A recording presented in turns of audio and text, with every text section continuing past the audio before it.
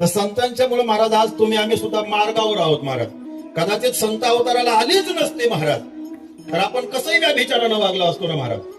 ऐका, देव आपल्याला कधी हे करा ते करा असं सांगत नाही महाराज. देवाच्या बाबतीत माझं वर्णन आलं ज्ञानेश्वरीमध्ये महाराज. हे माझाचे स्तव झाले परी म्या नाही केले आयसे जेणे जाणीतले तो सुटला गाव. ऐका, परमात्मा काहीच करत नाही पण परमात्म्याशिवाय काहीच होत नाही हे लक्षात ठेवा.